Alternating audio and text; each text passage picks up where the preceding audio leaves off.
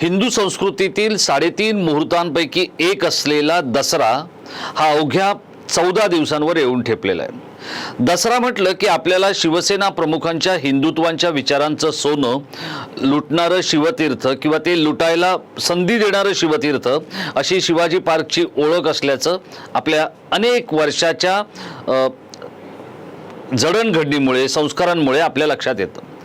पण गेली 2 वर्ष दसरा मेळावा म्हटलं की शिवसेनेच्या 2 गटांमधला वाद कोण कुठे दसरा मेळावा करणार याबद्दलचा सुरू होतो। यंदाही तो सुरू झाला, पण यंदा बाजी मारली शिवसेनेच्या उद्धव बाळासाहेब ठाकरे गटाच्या पक्षप्रमुखांनी, म्हणजे उद्धव ठाकरेंनी। कारण दसरा मेळावा हा शिवाजी पार्कवर होणार, पण या दसरा मेळाव्याशी संबंधित जे काही राजकारण घडतंय किंवा घडणार आहे ते मी आपल्याला सांगणार आहे। नमस्कार मित्रांनो, मी राजेश कोचरेकर आणि आपण पाहताय आपलं आवडतं news portal time Maharashtra. Dussehra म्हटलं की आपल्या सगळ्यांसमोर येतो तो शिवसेनेचा मेळावा। हिंदुत्वाच्या विचारांचं सोनं, मराठीची अस्मिता, मराठी अस्मितेवरची फुंकर, या सगळ्या गोष्टी आपल्याला दसरा मेळाव्याच्या अनुषंगाने आठवतात। कारण गेली 50 वर्षापेक्षा जास्त काळ याच शिवतीर्थावरून आपल्या तमाम शिवसैनिकांना, जमलेल्या माझ्या तमाम हिंदू बंधू भगिनींनो आणि मातांनो, अशी गर्जना करणारे शिवसेना प्रमुख आपल्या डोळ्यासमोर येतात।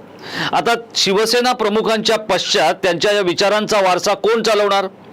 तर स्वर्गीय धर्मवीर आनंद दिघे यांच्या तालमीत तयार झालेले आणि शिवसेना प्रमुखांच्या हिंदुत्वाचं कोंदण ज्यांच्या विचारांना आहे ते एकनाथ शिंदे हे हिंदुत्वाच्या विचारांचं सोनं लुटण्याची संधी शिवसैनिकांना देणार, की बाळासाहेबांच्या पोटी जन्मलेले त्यांचे चिरंजीव उद्धव ठाकरे ही संधी शिवसैनिकांना देणार? याच्यावरून गेले 2 दसरे हंगामा होतोय। पण या वेळेला जी बाजी मारली आहे ती उद्धव ठाकरे यांनी। मुख्यमंत्री एकनाथ शिंदे यांनी या संपूर्ण प्रकरणामध्ये खूपच समजूतदारपणाची भूमिका घेतली।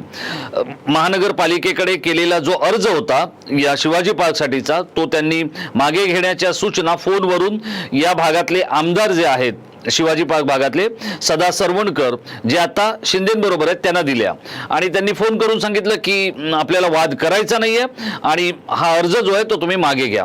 मुंबई महानगरपालिकेच्या अधिकाऱ्यांना सांगत मुंबई महानगरपालिकेतला हा अर्ज मागे घेतला गेला आणि आता असं वाटत होतं की हा जो शिवतीर्थावरचा मेळावा जर उद्धव ठाकरे शिवाजी पार्कला घेणार असतील तर एकनाथ शिंदे कुठे घेणार?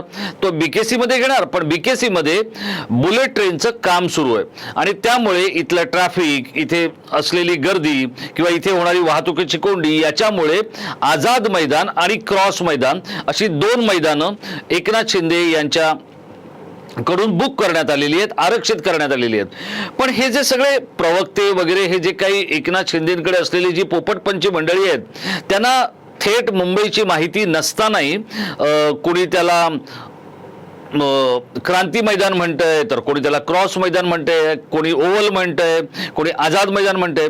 त्यामुळे प्रत्यक्षात आज कॅबिनेटची बैठक झाल्यानंतर स्वतः मुख्यमंत्री एकनाथ शिंदे यांनी आझाद मैदान आणि क्रॉस मैदान आरक्षित केली असल्याची माहिती दिली। आता 15 दिवस आधी किंवा 14 दिवस आधी हा मेळावा शिवाजी पार्कवर होणार, उद्धव ठाकरेंना त्याची परवानगी मिळणार असं स्पष्ट झालंय। त्यामुळे 15 दिवसांचा भला मोठा काळ हा या तयारीसाठी मिळालेला आहे। गेल्या वर्षी यापेक्षा कमी काळ मिळाला होता, पण तरीही दणकेबाज मेळावा शिवसेनेच्या दोन्ही गटांनी केला होता। पण दुसऱ्या बाजूला मेळावा भव्य होता, म्हणजे शिंदेच्या बाजूला मेळावा भव्य होता, पण इतर अनेक छोट्या मोठ्या चुका त्रुटी या मेळाव्यामध्ये ठेवण्यात आल्या होत्या किंवा राहिल्या होत्या। एकनाथ शिंदे यांचं भाषण तितकंसं खुल्लं नव्हतं अशी टीका त्यांच्या विरोधकांनी केली होती। आता मात्र 14-15 दिवस आधी हा मेळावा कुठे होणार, दोघांनी कुठे करायचा हे स्पष्ट ठरलेलं आहे। त्यामुळे या वेळेला उद्धव ठाकरे यांची कसोटी ही सगळ्यात जास्त लागणार आहे, कारण त्यांना पुरेसा वेळ मिळाला आहे आणि आत्ता जर शिवतीर्थावर उद्धव ठाकरे यांनी दणकेबाज मेळावा केला नाही तर मात्र त्यांच्या विरोधकांना आयती संधी मिळणार आहे। आता या सगळ्या प्रक्रियेमध्ये सकाळी सकाळी भल्या पहाटे जे इतर अख्ख्या महाराष्ट्रातल्या राजकारण्यांना दुष्ण देत असतात, लाथाडत असतात, त्या संजय राऊतांनी सावंतवाडीचा डोमकावळा असा दीपक केसरकरांचा उल्लेख केला। तर आपसामध्ये वाद नको म्हणून जे काही घडलं ते चांगलं घडलं असं संजय शिरसाट म्हणतायत. तर अनिल परब म्हणतायत की आम्ही आमच्याच कौशल्याने हे मैदान मिळवलेलं आहे, पण दोन्ही गटांमध्ये समजूतदारपणाने जे काही घडलं त्याबद्दलही त्यांनी एकनाथ शिंदेंना धन्यवाद अगदी त्यांच्या स्वभावाप्रमाणे मोजक्या शब्दात का होईना पण दिलेले आहेत. एकूणच काय तर एकनाथ शिंदे यांनी मैदानासाठीचा शिवाजी पार्कसाठीचा हा जो आग्रह आहे हा सोडला, त्यामुळे त्यांनी 2 पावलं मागे येत बाजी तर मारलेली आहे. आता आपल्याला असं वाटतंय की हा मेळावा उद्धव ठाकरे यांना मिळाला त्यामागे जे काही होतं ते अनिल परब यांचं होतं, तर तसं काही नाहीये. याचं कारण असं आहे सध्या मुंबई महानगरपालिकेच्या आणि राज्यातील वेगवेगळ्या महानगरपालिकांवर प्रशासक बसलेला आहे. हा प्रशासक कोण आहे तर तो IAS अधिकारी आहे. या IAS अधिकाऱ्याला बोलवून मुख्यमंत्री काही सांगू शकले असते, हे मैदान वेगवेगळ्या पद्धतीने त्यांना मिळवता आलं असतं, पण तरीही एकनाथ शिंदे यांनी समजूतदारपणाची भूमिका घेतल्याचं सगळ्यांचंच म्हणणं आहे. आता हे एकनाथ शिंदेंनी का केलं तर याचं कारण असं आहे की येणारा काळ जो आहे हा सणासुदीचा आहे. कार्यकर्त्यांमध्ये वाद झाले तर ते वाद बाहेर समाजापर्यंत पोहोचतात, वाडी वस्तीवर पोहोचतात आणि मग तिथून धुमचक्री सुरू होते. या सगळ्या दिवसांमध्ये गोंधळाचं वादंगाचं वातावरण नको याची काळजी ही एकनाथ शिंदे यांनी घेतलेली आहे. त्याबद्दल एकनाथ शिंदे यांचं कौतुक करायलाच हवं, पण दुसरीकडे उद्धव ठाकरे यांचंही कौतुक करायला हवं. ते का ते मी सांगतो. याचं कारण असं आहे आज मातोश्रीवर वासुदेव असतील, नंदी बैल असतील किंवा वेगवेगळ्या महाराष्ट्राच्या ग्रामदैवत असतील किंवा आराध्य दैवत असतील यांची उपासना करणारी जी मंडळी आहेत किंवा त्यांची सेवा करणारी जी मंडळी आहेत, विशेषतः NT म्हणजे मागासवर्गीय समाजापैकी आणि NT या दोन्ही प्रवर्गातली मंडळी जी आहे ती आज मातोश्रीवर आली होती आणि आज उद्धव ठाकरे चक्क वासुदेवाचं भाषण ऐकत होते. अशी परिस्थिती आपल्याला मातोश्रीवर पाहायला मिळाली. कारण ठाकरे म्हटलं की ते बोलणार आणि तुम्ही आम्ही ऐकायचं असं आपल्याला सांगितलंच आहे किंवा असं त्यांना अभिप्रेत आहे. ते काही आज घडलं नाही. त्यामुळे उद्धव ठाकरेंचेही कौतुक करावं लागेल, कारण आज त्यांनी वासुदेवाचं भाषणही ऐकलेलं आहे. आणि त्यामुळे आता त्यांनी कालही पत्रकार परिषदेमध्ये ते म्हणाले, आजही ते म्हणाले की दसऱ्यासाठी सज्ज व्हा. त्यांनी म्हटलंय की दसऱ्यासाठी मोठ्या प्रमाणात शिवसैनिकांनी गर्दी करायला हवी. ती गर्दी करणं हे शिवसैनिक करतीलच, पण त्यासाठी ही जी नेते मंडळी आहेत ती आपली मरगळ खरंच झटकणार आहेत का?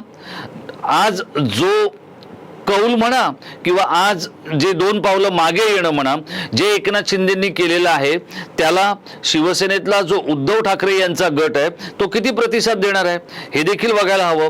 पण आजच्या या दसरा मेळाव्याच्या मैदानांच्या आरक्षणाच्या मुद्द्यावरून एक गोष्ट स्पष्ट झाली, ती म्हणजे एकनाथ शिंदे यांच्या बाजूने जे प्रवक्ते आहेत, जे नेते आहेत किंवा जे उपनेते आहेत, स्थानिक पातळीवरचे लोक आहेत, यांच्यामध्ये कमालीचं ताळमेळ नसल्याचं लक्षात आलेलं आहे. किंवा प्रसारमाध्यमांसमोर जाणारी जी नावं, माहिती, त्यातले तपशील या सगळ्याच्या बाबतीत तिथे खूप मोठा अंधार दिसतोय. या बाबतीमध्ये पक्षाचे सचिव संजय मोरे यांच्याशी मी बोलण्याचा प्रयत्न केला तर त्यांनी सांगितलं की जे काय आहे ते मुख्यमंत्र्यांनी सांगितलेलं आहे, कोणती मैदानं आरक्षित केली आहेत वगैरे.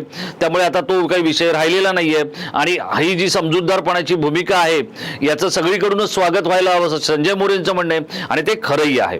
कारण आज जे उद्धव ठाकरे आणि त्यांच्याबरोबर असलेल्या शिवसैनिकांबरोबर हातापायी व्हायला नको, मारझोड व्हायला नको, गोंधळ व्हायला नको, हाणामाऱ्या आणि मारामाऱ्या व्हायला नको याची काळजी मुख्यमंत्री पदावर असलेल्या एकनाथ शिंदे यांनी घेतली आहे.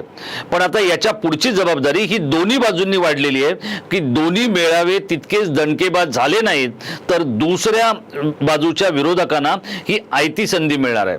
आणि त्यामुळे आता उद्धव ठाकरे काय बोलणार आहेत याच्यापेक्षा उद्धव ठाकरे मेळाव्याला किती गर्दी करणार आहेत याच्याकडे सगळ्यांच्या नजरा लागल्या आहेत. आपल्याला काय वाटतं, एकनाथ शिंदे यांनी जो मैदानावरचा दावा सोडण्याचा घेतलेला निर्णय हा खूपच सुसंस्कृतपणाचा, सभ्यपणाचा आणि समजूतदारपणाचा आहे का?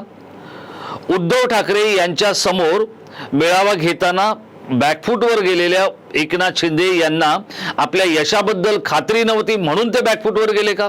आपल्याला काय वाटतंय? आपण आमच्या इनबॉक्समध्ये व्यक्त व्हा आणि या दोन्ही नेत्यांचे मेळावे ऐकण्यासाठी, बघण्यासाठी सज्ज व्हा, कारण ते हिंदुत्वाच्या विचारांचं सोनं देणार आहेत की एकमेकांवरच्या कुटाळक्यांची किंवा एकमेकांवरच्या आरोप प्रत्यारोपांची माती आपल्या वाट्याला देणार आहेत आणि तेही विजयादशमीच्या दिवशी. त्यामुळे या दोन्ही नेत्यांकडे आत्ता तरी आपण डोळे रोखून पाहिलं पाहिजे, इतकंच आपल्या हाती आहे. आपल्याला जर अशा स्वरूपाचे काही तिखट, थेट, अचूक आणि बिनधास्त व्हिडिओ बघायचे असतील तर आपण टाइम महाराष्ट्राला सबस्क्राईब करा. धन्यवाद.